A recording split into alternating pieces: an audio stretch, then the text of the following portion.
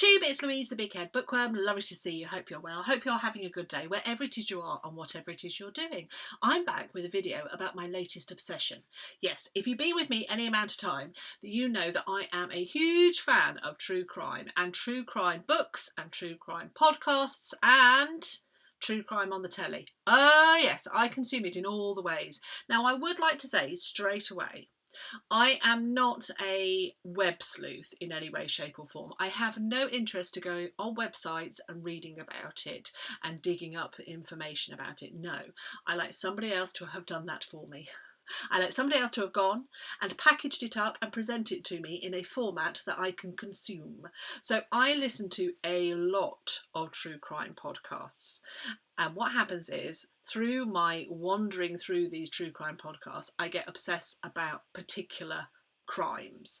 And then I go around searching for books and programs and other podcasts. And I try to get everything I can about that. So the most recent one, before my latest obsession, was Kathleen Peterson's murder, which started for me when I watched, it was called Death on the Stairs, but is more known as The Staircase, and it was Michael Peterson's trial for the murder of his wife and all the things that have gone on from there. So I watched that a couple of times. Oh yes, I've watched all 8 episodes and now however many episodes, quite a few times.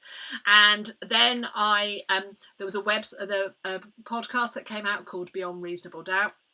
I've listened to that, and they've done an updated version of that, so I've listened to all of those quite a few times. I've read Written in Blood by Diane Fanning a couple of times. That's really good. And I have read Perfect Husband by Aphrodite Jones. So you can see I start to get involved, and then I go looking for everything that it mentions it. So if it's mentioned on another website, on another podcast, I go and hunt it out. My latest obsession, and at the moment it's showing no signs of abating, is the Golden State Killer. So he was first of all known as the East Area Rapist, and then it was the original Night Stalker, and they found out that he did both of them. He was the Visalia Ransacker. I mean, the killing spree and the rapes and the ransacking. I mean, it is just horrific. It was all done in the 1970s and 1980s in California.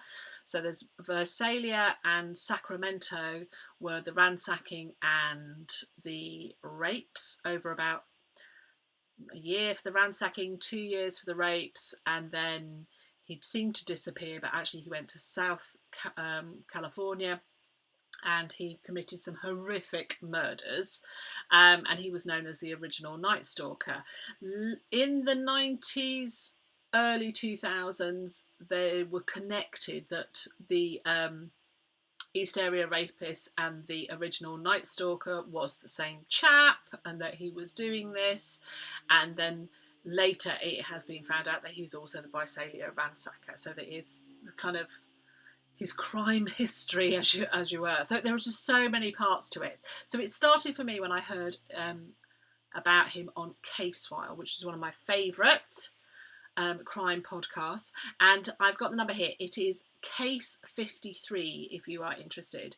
It's a 5-part podcast, 5-part case 53, and there are 2 bonus interviews as well, so I recommend that. That's a good starting.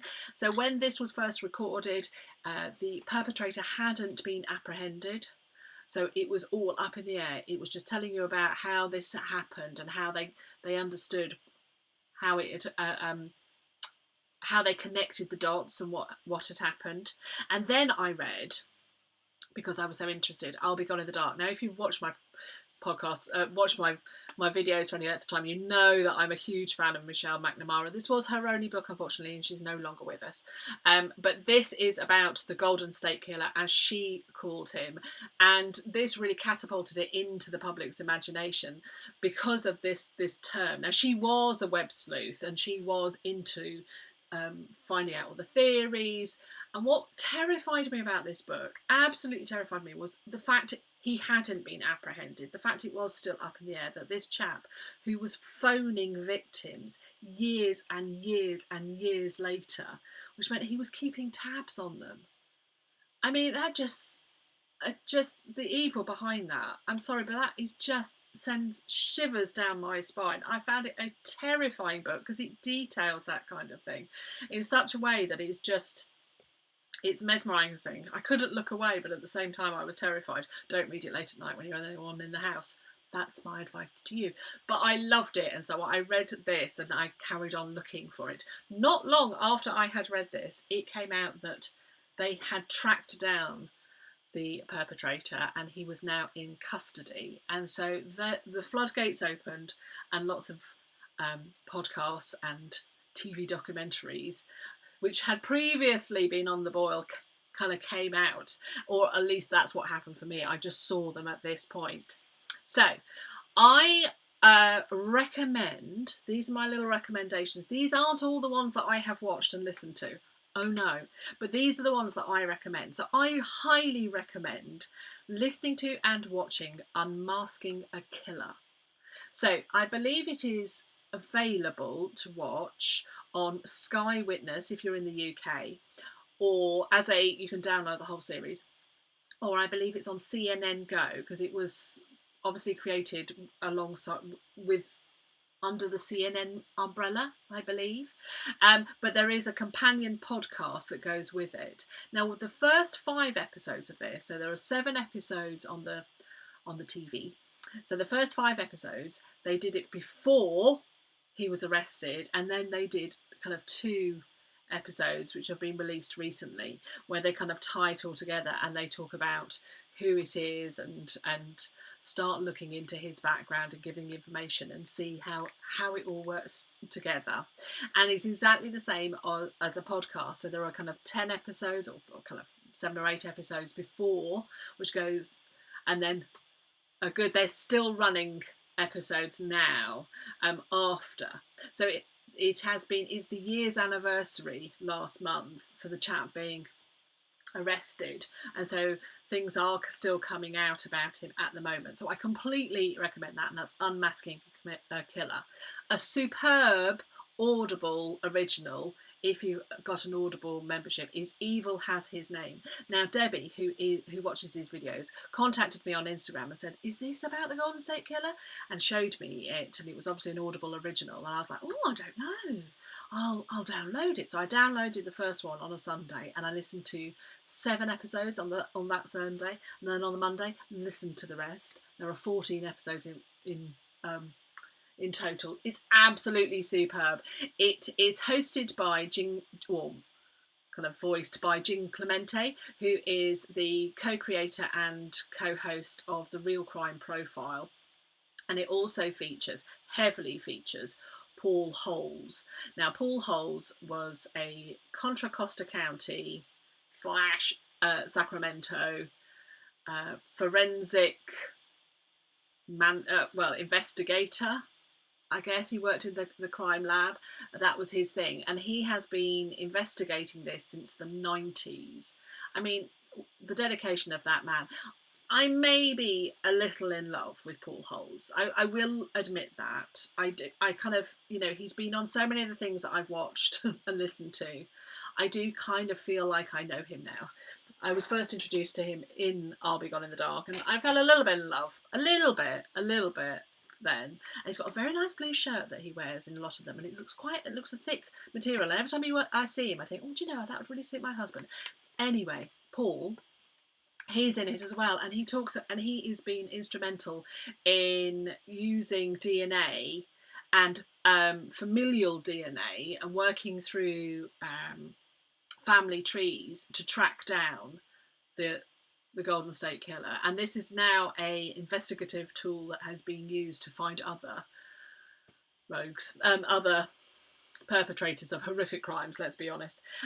So he is just amazing. So actually having all the information for him, and he's all over this case. Actually, you get to kind of feel like Paul, and quite a lot of them actually. Larry, I'm on first name terms with all of them. I am. And the Sacramento DA. Oh my God, she's amazing. Anyway, so that's Evil Has a Name. Completely recommend that. If you've got a chance to download that and listen to that, it's really superb. There was an investigation on Discovery, so it's the investigation channel on Discovery, I believe. We've got it on our Sky, and it's part of something that we can download. So I believe if you've got the Discovery channel, you should be able to get that. That's a 4-part TV documentary. Again, that's done before he was found, the perpetrator was found. So it's quite fascinating, but you get little bits of information that you don't get on the others, and you get to see some of the locations, and it's really good having listened to it and read it, and then you get to see where these things happened. There are 1 or 2 podcasts that have single episodes. So Crime Junkie, it's episode 23. If you listen to Crime Junkie, it's episode 23. If you don't listen to Crime Junkie, please do. It's brilliant. That's a very good true crime podcast. And also Criminology, it's episode 57.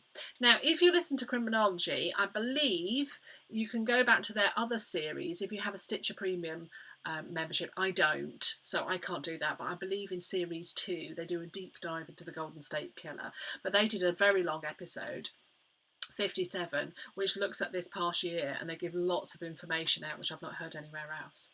And so there we go, that's it. I hope that's helped you. Join me in my obsession with the Golden State Killer. If you know of any other, so if there have been any other podcasts or books, I've only found 1 book about the Golden State Killer. If you know of any others, please let me know so that I can hunt those down and read them.